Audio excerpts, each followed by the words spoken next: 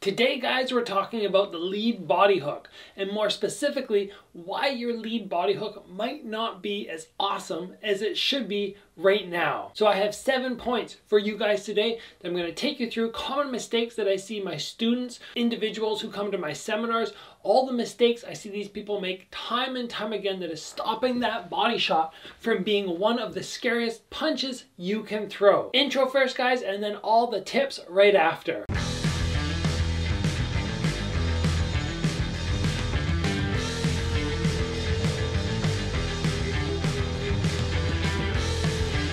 Alright guys, the lead body hook. Now there's no massive secret to landing the shot and throwing it. It's just going to be really you taking in the tips that I give you and then drilling them over and over and over until your technique is really on point. And if you execute everything technically correct, then the defense aspect, which a lot of people ask about, takes care of itself. That's what I've always found. So guys, let's move in to point number 1. And the first tip I have for you is distance. What is the distance that you are trying to throw your body hook at? Now, there is no exact distance that you need to throw it at, but a lot of people, because they're scared of the counter shots, they end up trying to get really tight and throw from in here because they go, the tighter I am, the less chance there is of the counter hook. But that's a mistake, in my opinion. There's a few guys who can get away with the body shots in here, but very often it's much easier to land the body shot and keep everything technically correct from that length where you let the straight punches go, or maybe where you throw the hook punch. But ideally, you should be working your lead body hook off the straight punches, which is your longest point,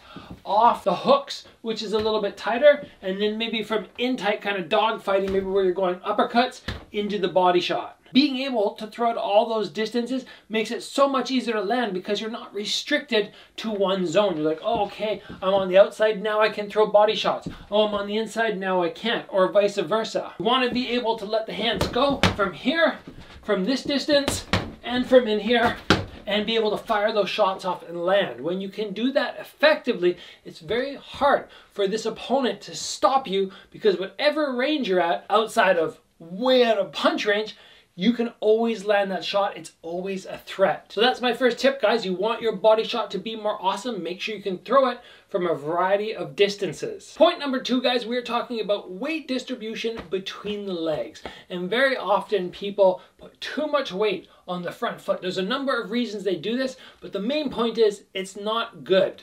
We don't want to have more than 50% of the weight on our front leg. It's going to cause a whole lot of problems, and it's going to decrease our power substantially. It doesn't matter what distance I throw it. We already talked about that. If I'm way out here, 50-50. If I close the gap, 50-50. If I get in here, I'm still 50-50. I need to have my weight evenly spaced over both legs so I can turn my body correctly. It's very hard for me to do that when my weight is too far forward. Guys, check.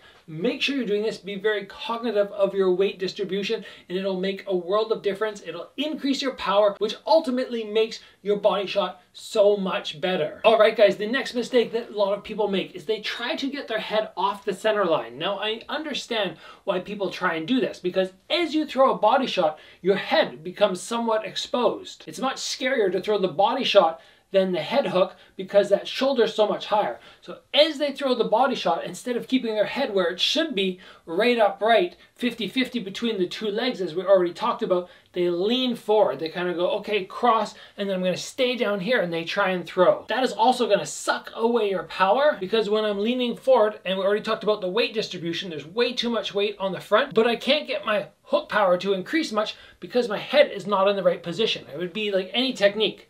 Try and throw a round kick. It's going to be like, well, I can't do it very well. The head needs to stay high. And in terms of defense, well, what do you do for defense on the hook? We'll talk about that in one of our up and coming points. But the main tip here is maybe head off the center line on the first shot, and then my head stays nice and high. Maybe if I'm throwing my body shot as my first shot, I can move my head off the center line, but I want to get his attention high, and then keep my head right in the center so this body hook has so much power it can drop people. All right, guys, the next mistake you might be making with your body shot, it's stopping you from landing it, is you're not incorporating a setup. If I just try and throw the body shot from out here. I just try and step in and throw. More often than not, it's not going to work, and I'm going to get countered very easy because my hand has to leave my head. When my hand leaves my head, all they have to do is cross during this whole execution of the shot. So me being able to step in, go set up, and then throw is going to make a world of difference on the number of times I land this shot. And for me, my absolute favorite setup is just jab, cross, down to the body. It works so often for me. I feel very safe when I do it because I get the nice distance.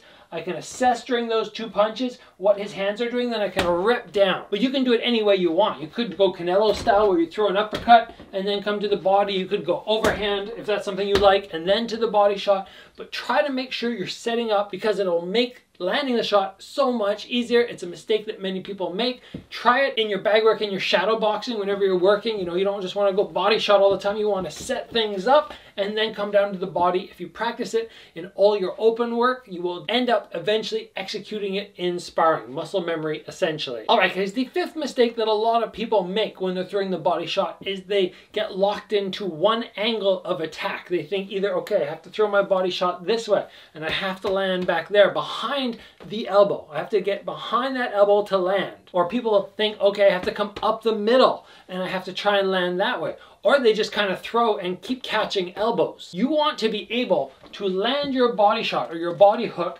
up the middle, right to the side, and way back behind the elbow, kind of back to the kidney area. Being able to do this is, again, time and practice, but if you really want to get good at it, you want to make sure that you're practicing elbow behind the fist every time, straight in, and then a little wider, and then really wide. The really wide one is very essential that you stretch your arm and you curl your wrist to wrap around and bang those, not so much the knuckles, but maybe more like the finger area, right into the kidneys. If you don't change up your angle, you're going to keep throwing, and the guy is very quickly going to be able to adjust. Every time he sees a body shot come, he goes, okay, he throws really far back.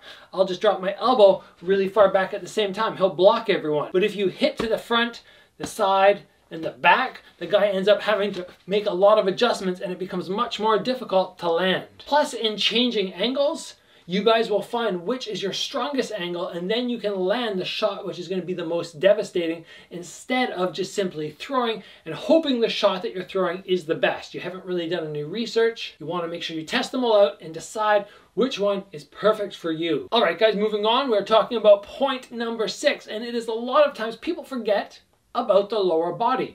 They think, okay, I'm throwing a punch, it's upper body, and I can just whip my arm down and focus on that. But don't forget that my feet can twist, my hips certainly have to twist, otherwise it's just my upper body and my arm working. I want to get my whole body into it, and I know a lot of times people ask me, okay, if your foot, which is on the ground, should the foot on the ground turn as you throw your shot? Do you twist your feet? And I go, yes. I take them from about there just to there. We're talking a tiny little twist. And then when I land, or body shot, then when I land down here, people go, well, what about the low kick? Aren't you worried about getting chopped? And I say, if somebody can land the low kick in the time I go like that, because we're talking my toes are pointing and they're square back, and then I should be able to check. If somebody is good enough for that, I have bigger problems because they're so high skilled that they're going to be giving me lots of other issues. The least of my concerns is me throwing a body hook and them low kicking me. It's just not up there.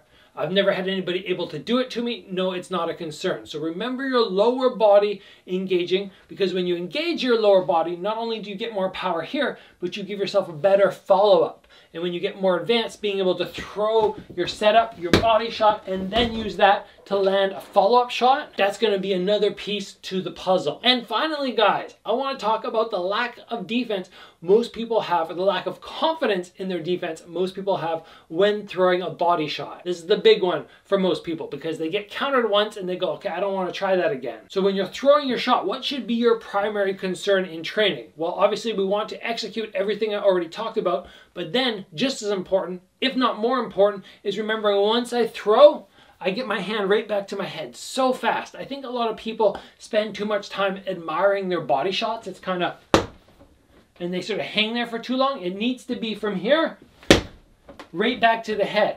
Again, if the guy can counter that and find your jaw in that amount of time, he is so good. You're probably going to have a lot of issues. This isn't the only thing to worry about. But as long as you set up, I mean, if I just walk in and I throw it there, yeah, I might get countered. But if I do the setups, which we talked about, you know, I go 1, 2, and then rip, and get right back to my head, that's the key to not getting countered. 1, 2, boom, and then right back as fast as you can. There are other alternatives. 1, 2, 3, and I roll, but I don't work that too much because I'm always worried about knees coming up to the head because I'm an MMA fighter and a kickboxer, and you have to be aware of that knee. For me, I've found that just turtle shelling up after 1, 2, 3, turtle shell is good enough. If they throw the counters, I'm covered. If they do nothing, I can just exit out. You drill every time you throw the body shot right back to the head, right back to the head, and your other hand never leaves, because if you're throwing the body shot and this hand's way back here, that's not good enough. Way down here, obviously not good enough. I like to take my hand, if it was right here, and as I throw, I like to just curl my hand in front. So now, I'm covered on the hook. Still covered. I haven't left my head exposed, but if the straight punch comes down the middle, usually I can make a little adjustment and just parry it to the side. Just an extra little tip there, but the main thing is hit, pull back to the head. That is the priority. That's what makes most people struggle defensively with this shot. Spending too much time admiring their own work and forgetting that defense is so important when executing the lead body hook. All right, guys, I hope you enjoyed this video. If you have another technique that you want me to talk about in this little series where we're looking at specific techniques and breaking down mistakes you might be making, make sure you throw it down in the comments below. Let me know. If I get enough comments, I will definitely cover that technique. If you guys have not already, please give the video a like. Of course, get subscribed. Train hard, guys. I'll see you back here soon for another video.